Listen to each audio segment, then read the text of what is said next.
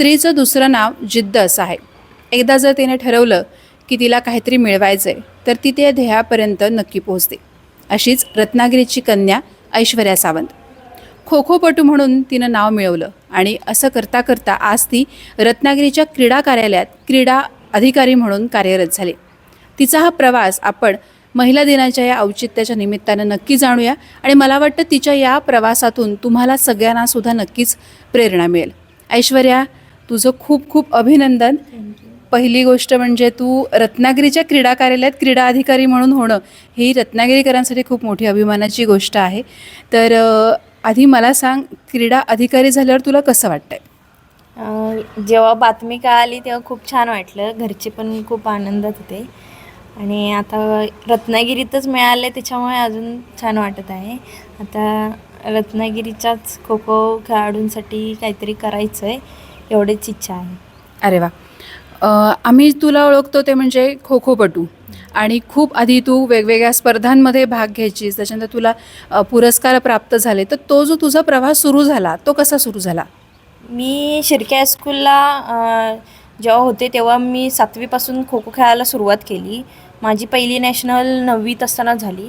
त्याच्यानंतर मला 18मध्ये 18 वर्षाखालील जानकी पुरस्कार मिळाला. ओपनच्या गटात मला राणी लक्ष्मीबाई पुरस्कार मिळाला आणि जो महत्त्वाचा पुरस्कार आहे जो महाराष्ट्र शासनाचा तो शिवछत्रपती क्रीडा पुरस्कार 2017-18ला मला मिळाला. आणि आत्ता हे मला अधिकारी हे पद मला आत्ता मिळालं आहे, ते खूप छान वाटतं. मग हे सगळं करताना तुझं शिक्षण कसं तू घेत होतीस? शिक्षण हे मी पूर्ण केलं, ग्रॅज्युएशन कंप्लीट केलं. शाळेतल्या शिक्षकांनी पण मला सपोर्ट केला आहे, कॉलेजच्या पण शिक्षकांनी सपोर्ट केला, त्याच्यामुळे मी इतक्या पुढे जाऊ शकले. क्रीडा अधिकारी होण्यासाठी कुठल्या परीक्षा दिल्यास? हे आम्हाला परीक्षे थ्रू नाही झालं आहे. हे आम्ही इंटरनॅशनल खेळलो आहे, एशियन चॅम्पियनशिप खेळलो. त्याच्यानंतर ते आम्हाला सरकारपासून आम्हाला थेट नियुक्ती म्हणून एक योजना आली, त्याच्यातून आम्हाला हे क्रीडा अधिकारी म्हणून पद मिळालं. मग तुला कुठल्या प्रकारचं ट्रेनिंग दिलं रुजू होण्यापूर्वी? हां, आत्ताच 2 महिन्यापूर्वी मी 30 डिसेंबरला जॉईन झाले पुण्यात. 2 महिने माझं तिथे ट्रेनिंग होतं आणि आत्ता 4 मार्चला मी रत्नागिरी क्रीडा ऑफिसला जॉईन झाले. ह्या सगळ्या तुझ्या प्रवासामध्ये कोणी कोणी तुला मदत केली किंवा तुला कोणी हे सहकार्य केलं? माझे शाळेचेच क्रीडा शिक्षक आहेत विनोद मयेकर. परत मला खो खो शिकवतात ते पंकज चवंडे आणि संदीप तावडे सर. आणि आमच्या शेजारी आहेत पत्रकार राजेंद्र चव्हाण, यांनी मला खूप सहकार्य केले, त्याच्यामुळे मी एवढ्या पुढे जाऊ शकले. खूप आधी आम्हाला माहिती आहे ऐश्वर्या, तुझं सगळीच एकूणच जडणघडण करत असताना खूप संघर्ष तुला करावा लागला. अनेक आर्थिक अडचणीसुद्धा तुला आल्या. तर कुटुंबियांची साथ कशी होती तुला? कुटुंबियांची साथ मला खूप लाभली. म्हणजे पप्पांनी असं म्हटलं नाही की थांब म्हणून, की असं बास आता खेळ, पण ते अजून सपोर्ट मला करत गेले, त्याच्यामुळे मी इतक्यापर्यंत पोचले आणि आता ते खूप खुश आहेत.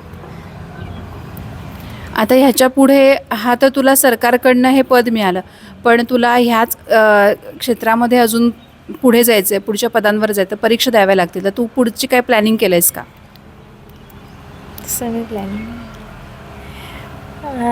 मी आता स्टार्टिंग आहे माझं आता जॉबचं, त्याच्या पुढे मला कसं जमेल त्याच्यावर फक्त मी आता कोचिंगचं मला दिलं आहे म्हणजे काम जास्त, त्याच्यामुळे मी प्लेयर्स लोकांना कसं घडवायचं, ते खो खो प्लेयर्सला कसं घडवायचं रत्नागिरी जिल्ह्यात मी तसं हे करणार आहे. म्हणजे मला असं वाटतं की तुझ्या रूपानं खऱ्या अर्थानं खो खोला एक चांगली चालना मिळेल, कारण रत्नागिरीमध्ये खो खोपटू खूप झालेत आणि मला वाटतं तुझा आदर्श घेऊन अनेक जणी ह्या क्षेत्रात आलेत, बरोबर ना? हो, माझा आदर्श घेऊन आलेत सगळे, असं म्हणत नाही, पण प्रत्येकाने प्रॅक्टिस केली पाहिजे. प्रत्येकाने तेवढं प्रॅक्टिस करून तुम्हाला तेवढं यश मिळणार आहे. तुम्ही जर म्हणाल की नाही आम्हाला असं डायरेक्ट असं काय मिळेल, पण असं काय नाही, तुम्ही मेहनत केली पाहिजे. मी पण 13-14 वर्ष मी प्रॅक्टिस केली, त्याच्यामुळे मला एवढं सगळं मिळालं आहे. त्याच्यामुळे सर्वांनी प्रॅक्टिस असं केलीच पाहिजे, त्याशिवाय तुम्हाला असं यश मिळू शकत नाही. बरोबर आहे. मी जसं सुरुवातीला म्हटलं, की स्त्री म्हणजेच जिद्द. पण ही जिद्द, तिची इच्छा पूर्ण करत असताना स्त्रीने सातत्य ठेवणं किंवा सातत्य ठेवणं, कष्ट घेणं हे खूप महत्त्वाचं असतं. आपल्या मुलाखतीमध्ये सुद्धा ऐश्वर्या आपल्या सर्वांना हेच सांगते, की तुम्ही सातत्य ठेवा, कष्ट करा, तरच तुम्हाला यश मिळेल. आणि हेच यश आज ऐश्वर्या सावंत या आमच्या रत्नागिरीच्या कन्यकेला मिळालेलं आहे. प्रहार डिजिटलकडनं तिच्या पुढील संपूर्ण वाटचालीसाठी आमच्याकडून खूप खूप शुभेच्छा. Thank you madam.